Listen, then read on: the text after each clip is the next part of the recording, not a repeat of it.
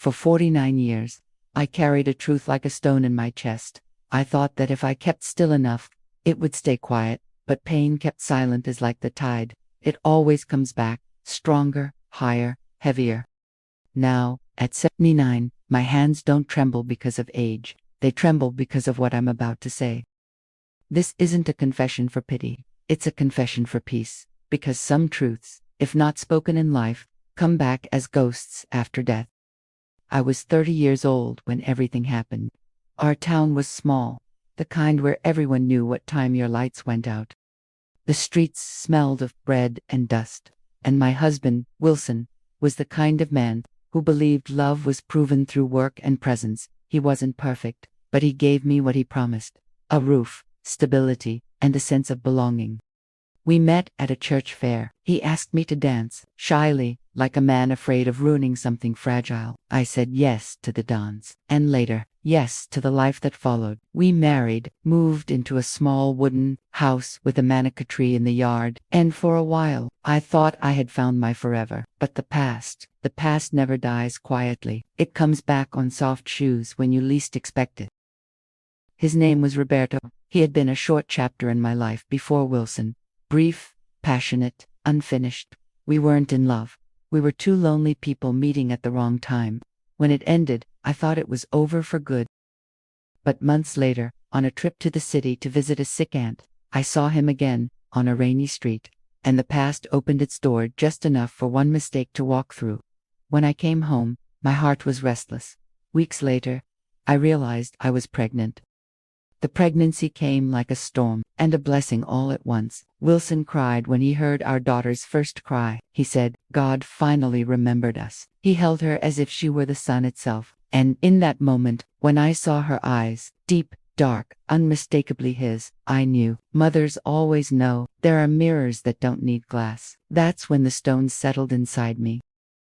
I tried to tell him, I swear I did. I would practice the words while mopping the floor or hanging laundry. But courage never came, only fear. Fear of losing the man who looked at me like I was his home. Fear of breaking the family we had built. Fear of turning my daughter's safe world into shame. So, I stayed silent. I told myself, tomorrow. But tomorrow became a week, a month, a year, and then a lifetime.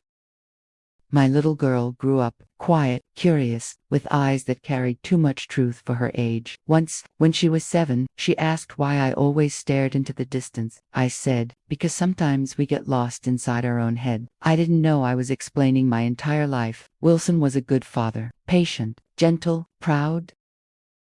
He taught her how to skip stones at the river, fixed her ribbons with clumsy fingers, and called her my afternoon light. And she was exactly that. The light that made our evenings bearable.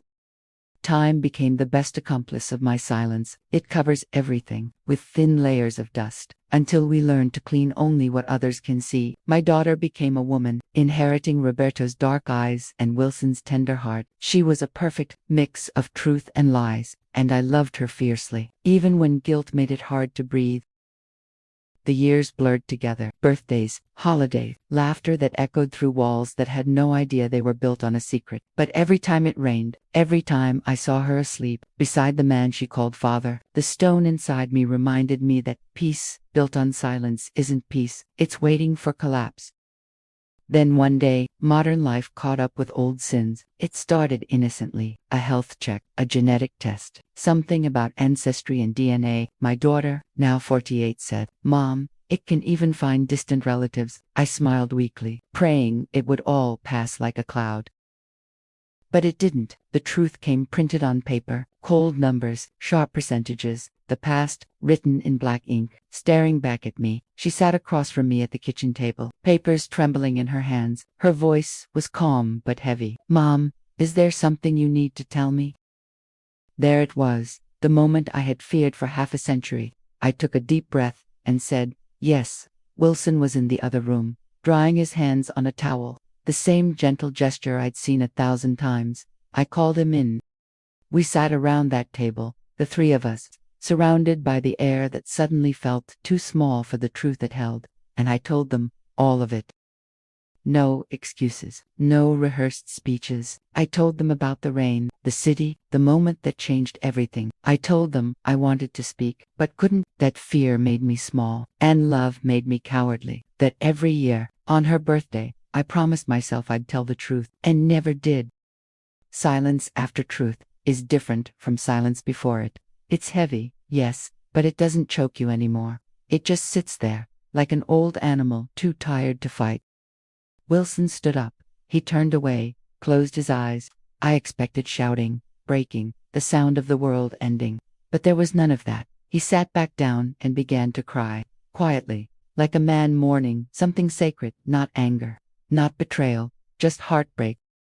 My daughter stayed still, her palms flat on the table. She looked at me, through me, like she was trying to find herself. In the ruins of my words, I wanted to kneel and beg her to give me back the right to call myself mother. I started to whisper, "Forgive me," but she raised her hand gently. "I need to breathe," she said, and left.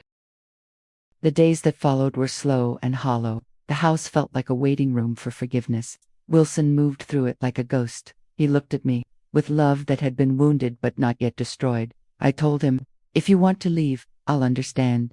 He shook his head. "I don't know anything right now," he said softly, and that was the most honest thing anyone had ever told me. My daughter didn't speak to me for a week. I didn't try to force it. Some silences deserve respect, because grief isn't just for the dead, it's for the truths that arrive too late.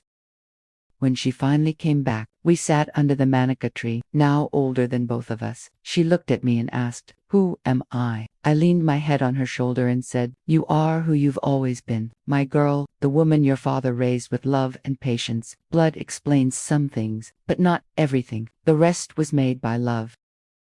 She told me she had felt anger, not toward Wilson, not even toward Roberto, but toward me. Angry because you took away my right to know. Because you gave me love but hid the name behind it. I listened. When you ask forgiveness, you have to stand still while truth hits you. Then she said something I'll never forget. "I won't punish you for what fear did to you, but I need to learn how to breathe again." So we sat there, breathing together, survivors of the same storm. Eventually, she asked about Roberto, whether he was still alive. He was somewhere far away. She said she wanted to see him, not for answers, but to put a face to the part of herself she didn't know. Wilson, quiet as always, looked at the ground and said, "If it's important to you, I'll come."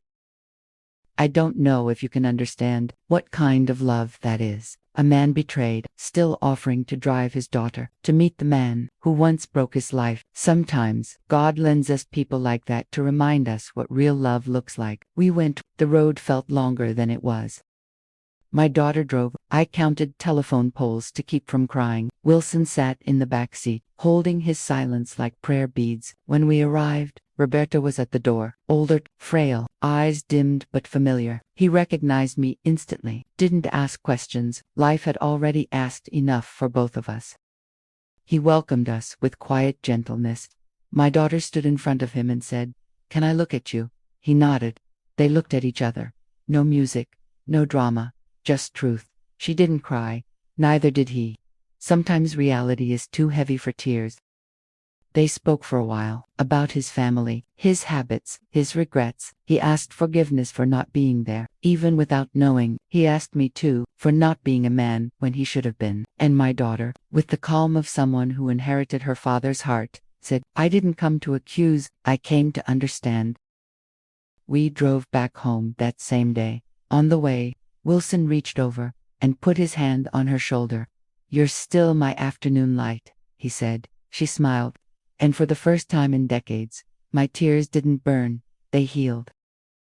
That night, Wilson sat beside me on the porch. He said, "I don't know if I can forget, but I know I don't want to leave." I closed my eyes and thanked the God who had known me even before my fear. People in town, of course, started whispering. Small towns always do. We didn't answer. Truth doesn't need an audience to be real. It just needs space to exist.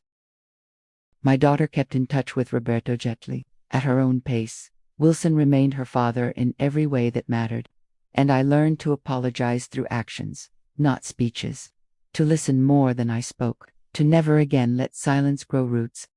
If you ask me if I regret it, yes, Regret is a house built for those who couldn't live in courage, but forgiveness is a window. It opens slowly, lets in air, lets out weight. It took me 49 years to open mine.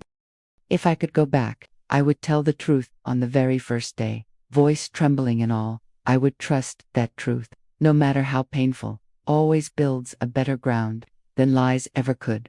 Lies build labyrinths, truth builds homes.